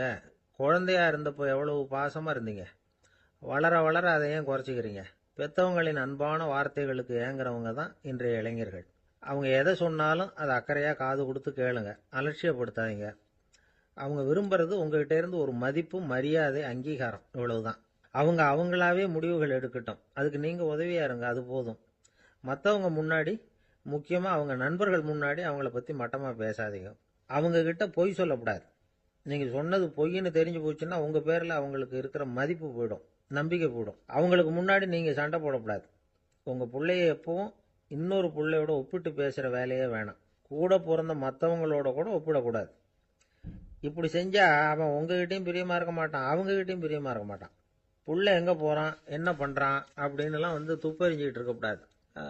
இளைஞர்கள் தனிமையை விரும்புகிறவங்க. அவங்கள பொட்டியில் வச்சு மூடி பாதுகாக்கணும்னு நினைக்கக்கூடாது. அவங்கள எப்படி பாதுகாக்கிறது அப்படிங்கிறது அவங்களுக்கே தெரியும். உங்கள் புள்ள எப்படி நடந்துக்கணும்னு நீங்கள் எதிர்பார்க்குறீங்களோ அது மாதிரி நீங்கள் நடந்து காட்டுங்க, அது போதும். ஒரு வீட்டில் அப்பாவும் அம்மாவும் பேசிக்கிட்டு இருக்கிறாங்க. என்னங்க, நம்ம பொண்ணு பெரியவளாயிட்டா, அடிக்கடி கண்ணாடி முன்னாடி போய் நின்றுக்கிட்டு இருக்கிறா, சீக்கிரமாக ஒரு பையனை பார்த்து கல்யாணத்தை முடிக்காமல் இப்படி மசன்னு கல் மாதிரி உட்காந்துருக்குறீங்களே அப்படின்னு சத்தம் போட்டாங்க அந்த அம்மா. அவசரப்படாத, பார்க்கறதுக்கு கண்ணுக்கு அழகா லட்சணமா புத்திசாலியா ஒரு பையன் கிடைக்க வேணாமா, அதுதான் பார்த்துக்கிட்டு இருக்கிறேன் அப்படின்னாரு அப்பா. இதுக்கு அந்த அம்மா சொல்றாங்க, எங்க அப்பா இப்படியெல்லாம் நினைச்சுக்கிட்டு இருந்திருந்தா எனக்கு கல்யாணமே ஆயிருக்காது தெரியுமா அப்படின்னாங்களாம். ஒரு ஊர்ல ஒரு ஞானி இருக்கிறார், ரொம்ப பெரிய ஞானி, ரொம்ப வயசாயிட்டுது. கடைசி காலத்தில் அவர்கிட்ட சில பேர் வந்தாங்க. உங்க குரு யார் அப்படின்னு கேட்டாங்க. அவர் நிமிர்ந்து பார்த்தார். எனக்கு ஆயிரக்கணக்கான குருமார்கள் உண்டு, அவங்க பேரெல்லாம் சொல்லணும்னா இந்த காலம் பத்தாது, ஆனால் முக்கியமான ஒரு 3 பேரை பற்றி மட்டும் உங்களுக்கு சொல்கிறேன் அப்படின்னாராம். அப்புறம் சொன்னார், அந்த 3 பேரில் ஒருத்தன் ஒரு திருடன், ஒரு சமயம் ஒரு பாலைவனம் வழியாக நான் போய்கிட்டு இருந்தேன். அப்போது வழி தவறி போய் ஒரு கிராமத்துக்கு போயிட்டேன். அது இருட்டு நேரம், நடுராத்திரி, ஊரே உறங்கி போச்சு. அந்த நேரத்தில் ஒரு ஆள் மட்டும் ஒரு வீட்டு சுவத்தில் ஏதோ பண்ணி உள்ளே நுழையிறதுக்கு முயற்சி பண்ணிகிட்டு இருக்கிறான். அவங்கிட்ட போய் நான் இன்னைக்கு இங்கே எங்கே தங்க முடியும் அப்படின்னு கேட்டேன்.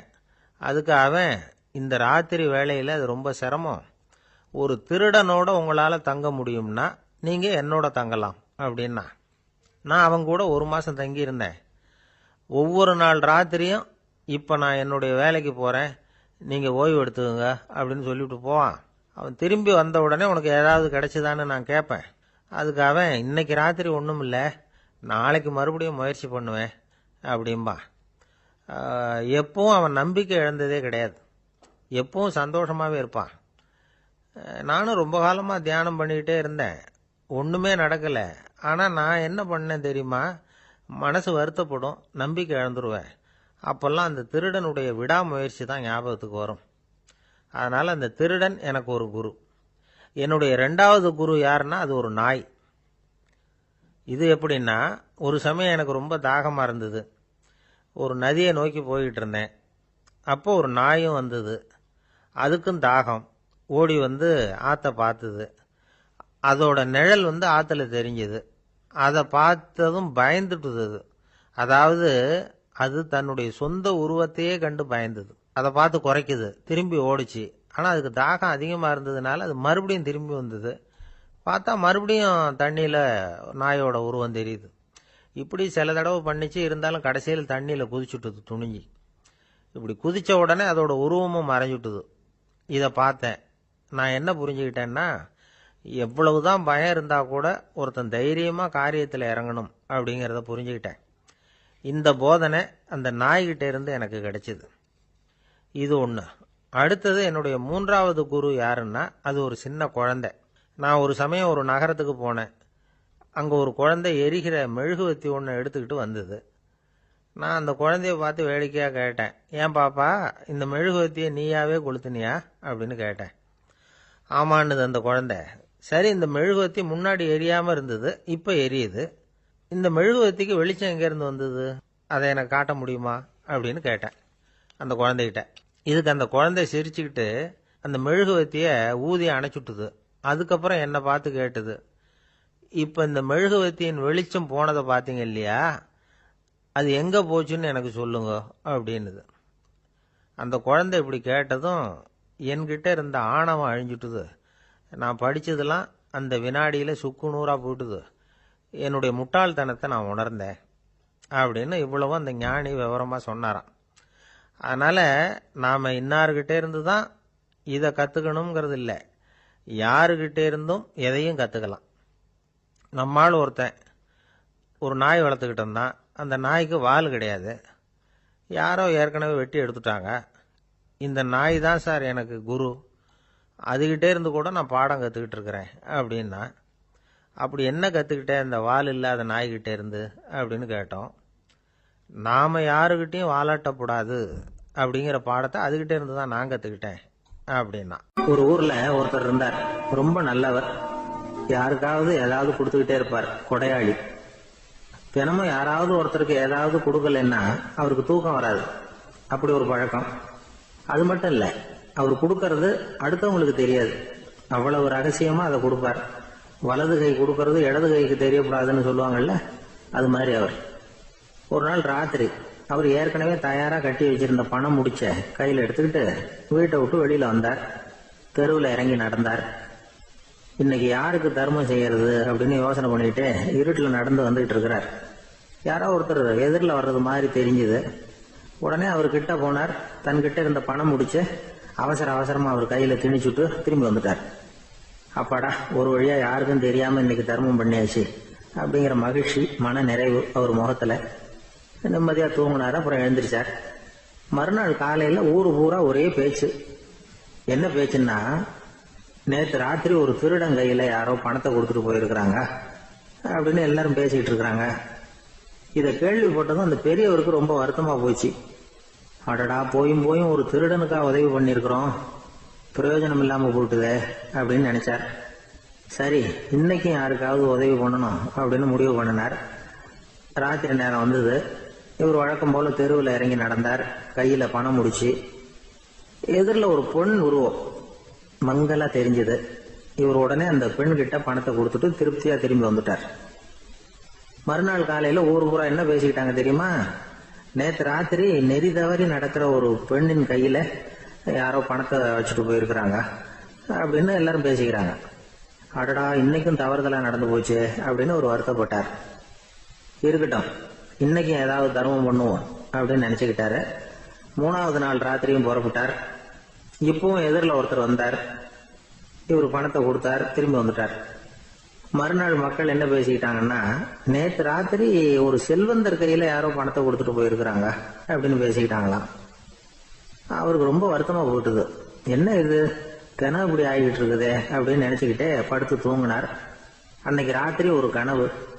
அந்த கனவுல இறைவன் வந்து சொன்னாராம், இத பாருப்பா, நீ கொடுத்த தர்மம் வீணா போயிடல. உன்கிட்ட பணம் வாங்கின அந்த திருடன் திருந்திட்டான், அந்த பொண்ணும் திருந்திட்டா, அந்த செல்வந்தனும் கொடையாளி ஆயிட்டான், எல்லாருக்கும் உதவி பண்ண ஆரம்பிச்சுட்டான் அப்படின்னு சொன்னாராம். இந்த கதையை சொன்னவர் யாருன்னா நபிகள் நாயகம்.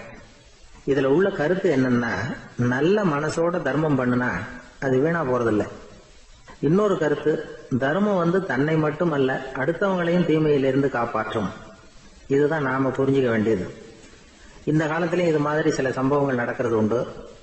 ஒரு பெரியவர் இருட்டில் நடந்து வந்துகிட்டு இருந்தாரு. எதிரில் வந்த ஒருத்தன் வலுக்கட்டாயமா ஒரு கையை பிடிச்சி ஒரு பண முடிப்பை கொடுத்து வச்சுக்க சொல்லிவிட்டு விலகி போயிட்டான். பெரியவருக்கு ஆச்சரியம், இந்த காலத்திலயும் இப்படி வலது கை கொடுக்கறது இடது கைக்கு தெரியக்கூடாதுன்னு நினைக்கிற கொடையாளிகள் உண்டு போல இருக்கு அப்படின்னு யோசனை பண்ணிக்கிட்டே நடந்தார். கொஞ்ச தூரம் போயிருப்பாரு. அதுக்குள்ள அதே ஆள் திரும்பி வந்தான். கொடுத்த பண முடிப்பை திருப்பி கொடுங்க அப்படின்னு கேட்டு வாங்கிட்டான். இவருக்கு ஒன்றும் புரியல. ஏன் இப்படி பண்றேன்னார். அது ஒண்ணும் இல்லைங்க, கொஞ்ச நேரம் இதை உங்ககிட்ட கொடுத்து வச்சிருந்தேன் அவ்வளவுதான் அப்படின்னா. ஏன்னு கேட்டார்.